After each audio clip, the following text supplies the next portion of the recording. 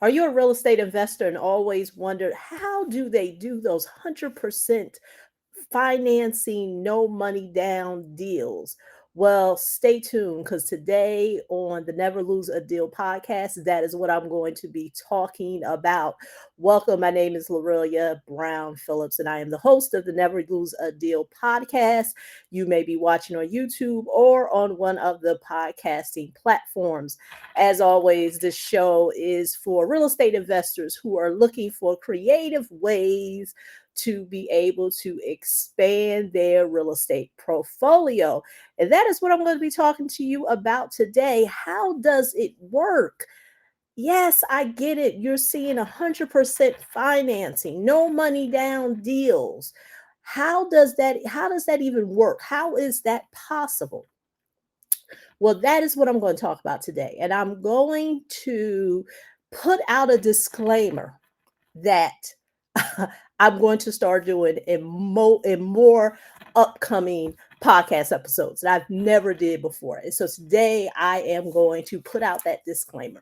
That disclaimer is that the information that I will provide today is not for information purposes only. That's right. It's not for information, it's for implementation, because here on the internet, we have a lot of people who will provide you with information.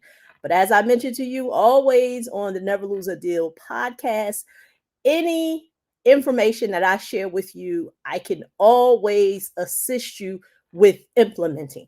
So here, it is not about information, it is about implementation. And that is why in today's episode, as well as in future episodes, I am going to be going more deeper into a lot of topics. So let's get to the topic at hand. 100% financing. What does that look like? Well, let's start off with 100% financing. And as I always mention when I do the beginning of the show, I say that this show is for real estate investors who are looking to be able to do creative financing to expand their portfolio. So, creative financing is a very wide topic. And so, I want to always tell the real estate investor or the business owner who is looking to do some form of creative financing is that be very careful of people or experts or information distributors who tell you there's only one way of doing creative financing. And as I mentioned to you in the disclaimer, the information I'm sharing is not just information. These are real life scenarios, real things that I have been able to help my clients do. So, no, this is not just for information. And you know what? Okay, just had to put that on airplane mode. And so, with saying that, be very careful of people who try to tell you there's only one way to do creative financing. There's 100 ways to skin a cat. I talk a lot about that here on the Never Lose a Deal podcast, and so I'm going to share with you real life scenarios that I have been able to help my clients with, because creative financing is not just up to real estate, is not just lease options, is not wraparound mortgages. Creative financing is the ability to put together a real estate deal that is not the traditional way of buying real estate. And one may say, well, Lorillia, what is the traditional way? Well, the traditional way is similar to residential. You find a house or some type of investment property and you get a mortgage and you see if you can qualify, and voila, that, pretty much the transaction is done. Well, that, like I said, that is one way of buying real estate. But with creative financing, and that's what I want to talk about today, it can look like really whatever you want it to look like. And that's what I mean when I say there's no one way of doing creative financing. Creative financing is the ability for you to create a win for you as the buyer as well as for the person who's the seller. And you two can come up with a mutual way that benefits both of you. And it's going to be out of the box. And when I say out of the box, it's going to be non-traditional than what most people would think about when they buy real estate. So on the internet, there's a lot of people who say, oh, creative financing is just get a business credit card and buy a piece of real estate. By all means, that does work. That is a form of creative financing. Very elementary, but it is a form. And it really just works in certain regions of the country, in the Midwest, maybe parts of the South. But what about in markets where real estate is higher? What does a creative financing deal look like then? Because unfortunately, if you're in markets like where I'm at here in the Northeast, where multifamilies are going for $500,000, the chances of you trying to get a credit card to buy that is going to be it's going to be not even, it doesn't even financially make sense. And so I want to first start off by saying most creative financing deals that are done by, like I said, an investor is an investor who does know their numbers. One of the biggest things that I see when it comes to the person or investor who desires to get 100% financing is they don't know what 100% financing looks like. Remember when I said 100% financing, no money down, it gets to look like what you want it to look like. Now, that doesn't mean that the person who is selling is going to accept it, but it gets to look like what you want it to look like. And that is the piece where many investors, whether they're experienced or non-experienced, but primarily on this podcast, I'm talking to the experienced investors because the newbie investor, they're really at the point where they're trying to even see if it's possible. They are still, they don't know what's possible. So their approach to real estate is they need someone to show them how it's done. And remember, I said with creative financing, you have to create the scenario. So for myself, and like I said, this is not for information purposes only.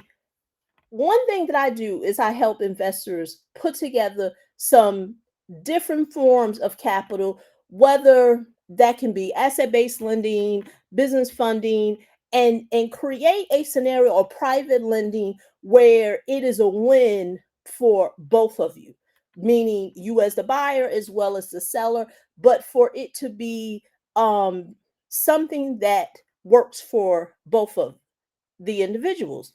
What I find is many investors don't know what it looks like. So they're desiring for 100% financing, but they don't know what 100% financing looks like. And that is why I have made the distinction on many podcast episodes that when you decide to move over to the investing world, you don't have the crutch of, oh, the mortgage person is going to tell me how this works, or the real estate agent is going to tell me how this works. That's not how it's done on the investing side. So when I say that creative financing gets to look any way that you deem that how it should look for what works for you, you have to literally know what the numbers are. Let me give you an example. Investor here in my local market was looking to buy something here locally in the market. They are not working with a realtor, but they were looking on the MLS for deals. They came across a tired investor who was looking to liquidate some properties, and the listing agent who lists the property had said that the owner was open to owner financing.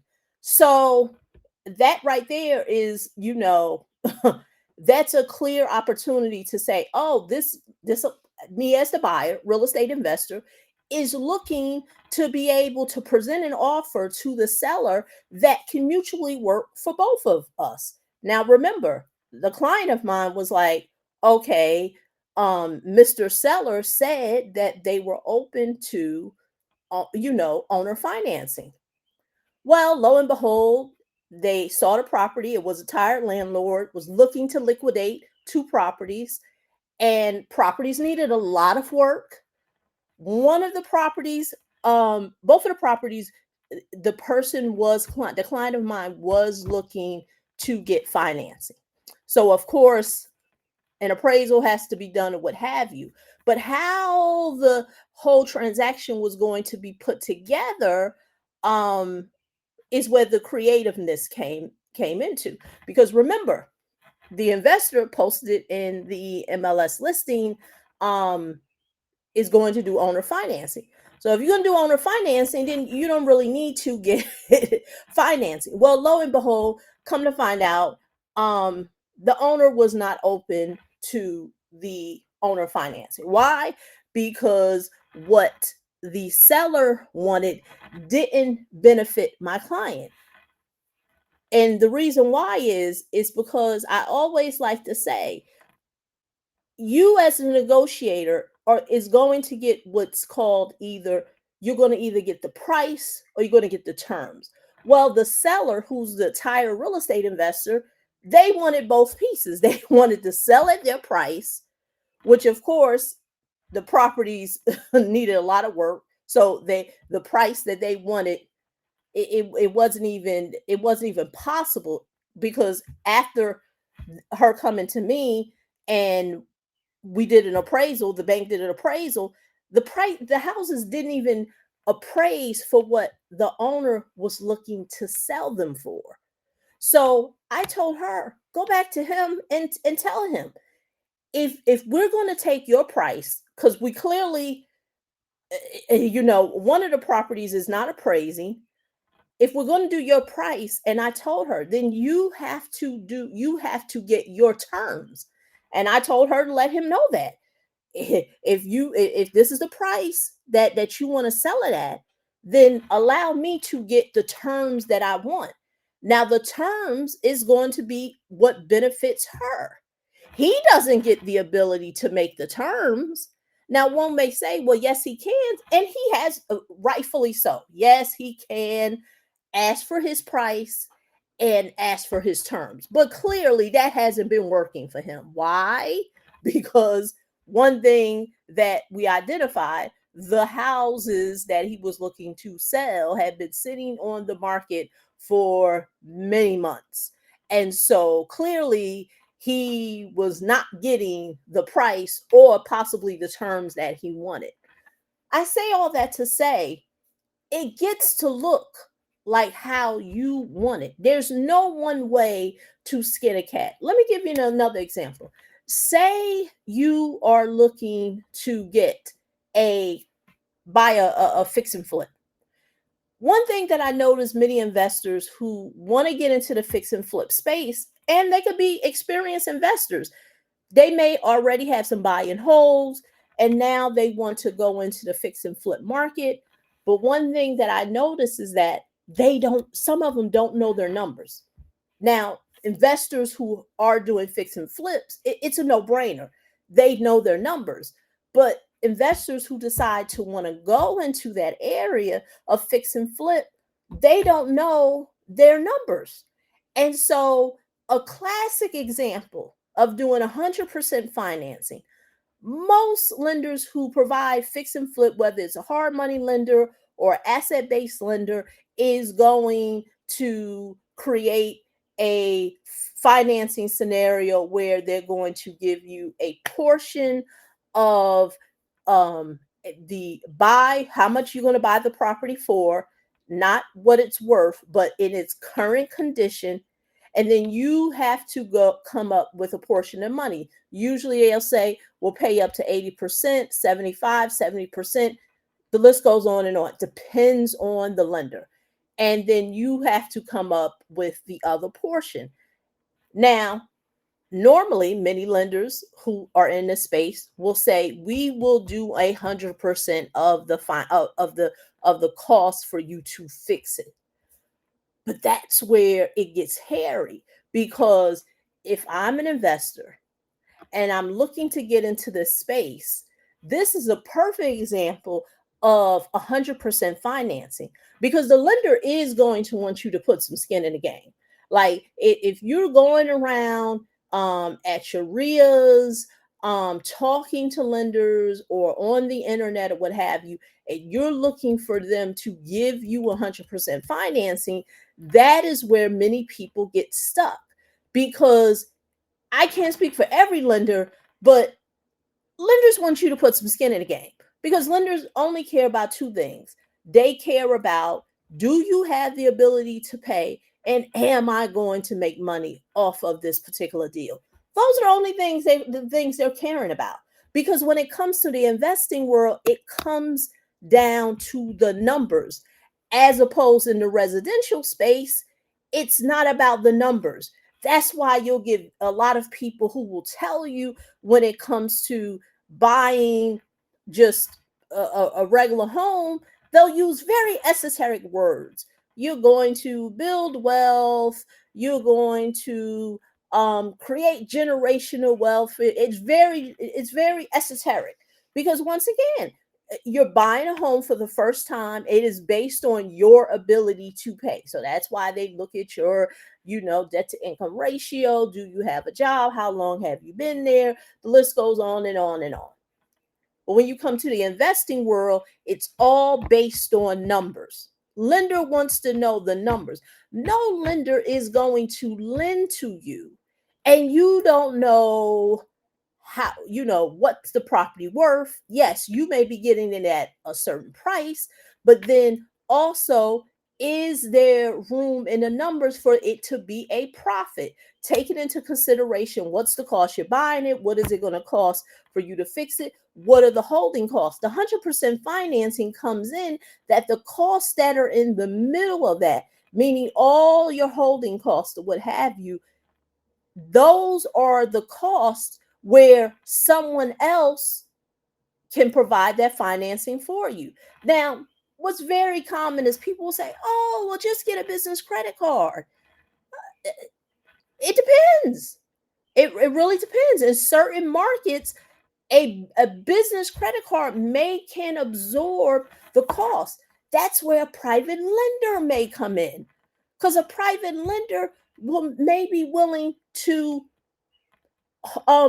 carry the cost of everything's involved, in terms of the 20% that you have to put down, all the holding costs that are involved. Then you can even structure it, whereas, is it does it make sense to even use the costs that are associated to fix the property? Should we use those funds, or should we use the private lender? Once again, creative financing, 100% financing, gets to look like however you want. But this is the piece where many people would say, oh, well, people always say get a private lender. Well, where are private lenders at? The private lenders are everywhere. But the missing piece is, most people do not even know how to communicate. Going back to the numbers, because that's the part of real estate nobody likes to. Everybody likes the esoteric world of real estate. Oh, looking at the homes. They love the aesthetic of real estate. But when it comes to the numbers, crunching those numbers, nobody likes to do that. And crunching the numbers is really where the wealth is.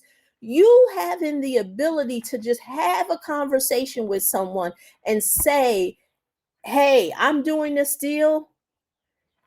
This is what I'm looking for someone to partner with me with. This is how much you can possibly make. Letting them know what's the interest rate on the money that you're looking to borrow from them, how much they're going to make if they were to borrow, if you were to borrow that money from them. If you can literally have a conversation with someone saying that, if you put your money to work, this is what you can possibly make. This is a conversation that you can even have with a lender. Many investors always say, oh, I'm looking to do a fix or flip, but I can't really, I can't really, have any conversations with lenders. They don't take me serious. They don't take you serious because most lenders have a vetting process. And that's what a lot of people don't realize. It's not FHA. Like they're not going to sit and show you how you can possibly build wealth for yourself. Once again, the esoteric word, but at the end of the day, they're not going to tell you what you need to do to make money, because now what they're hearing is that you don't quite understand how the business portion of this business works.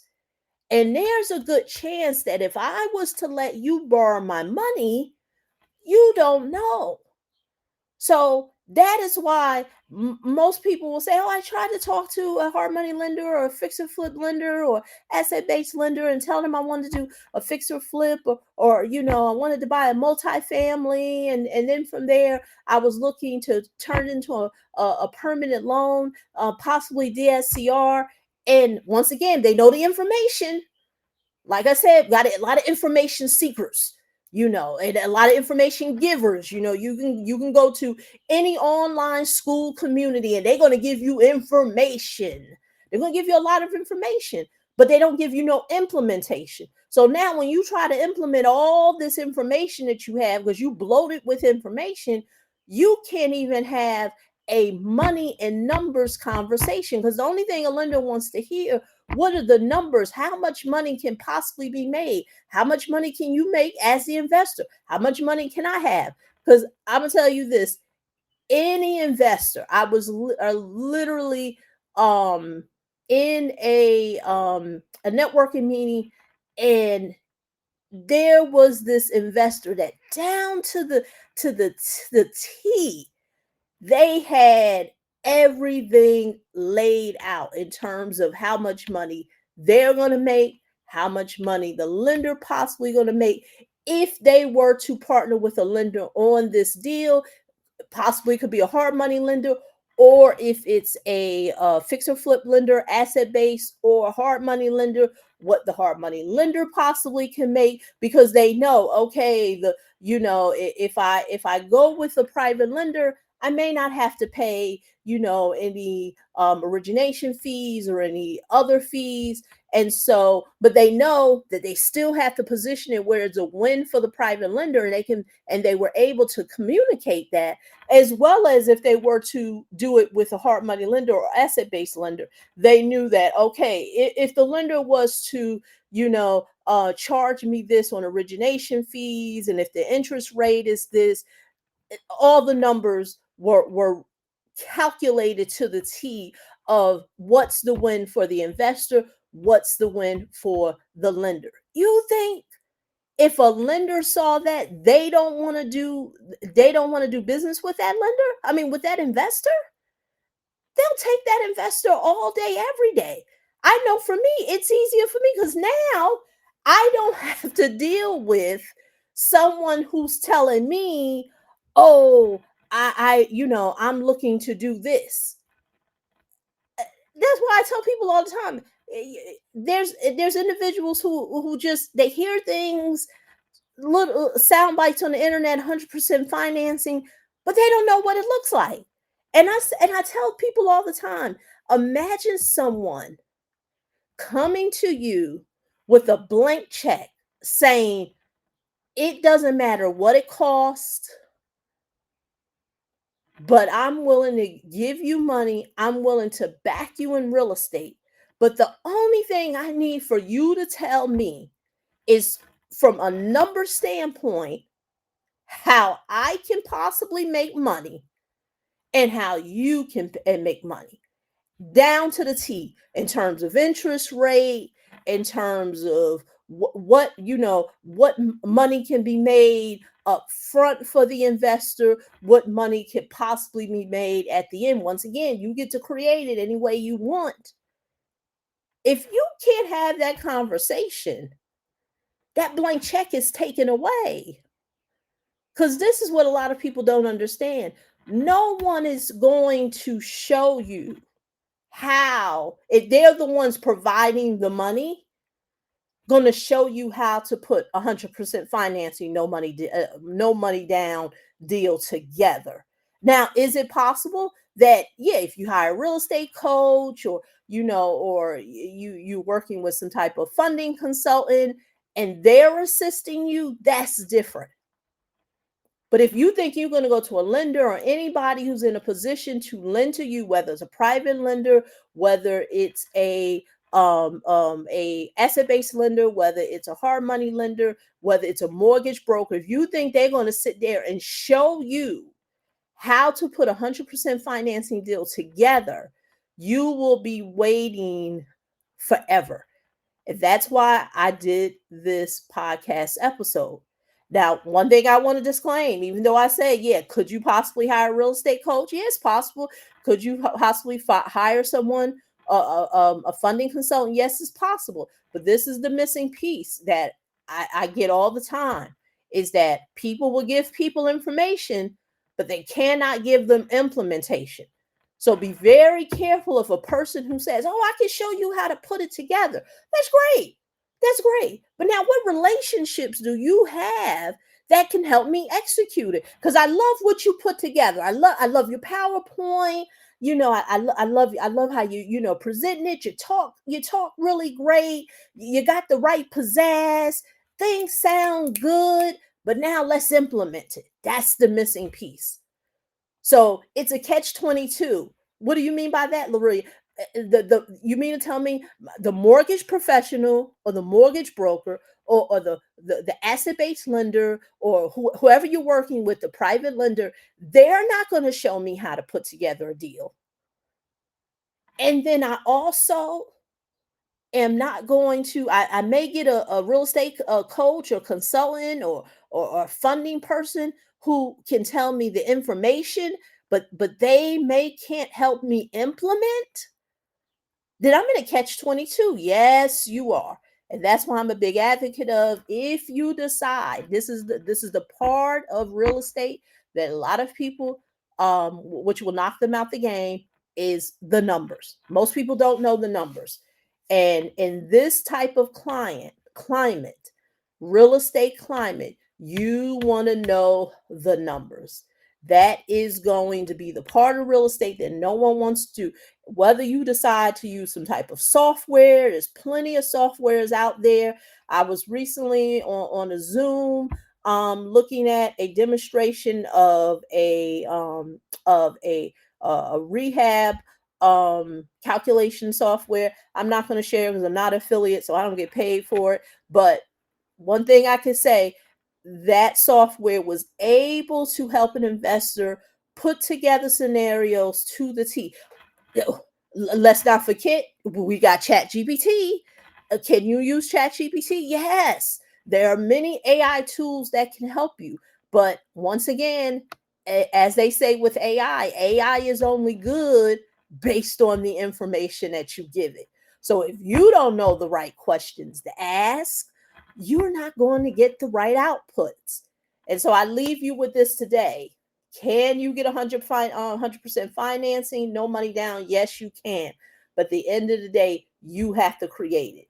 That's going to be something that you're going to have to be able to do. 100% financing don't just fall in people's laps. As much as that sounds good, and it's a great internet soundbite, but they don't just fall in the lap.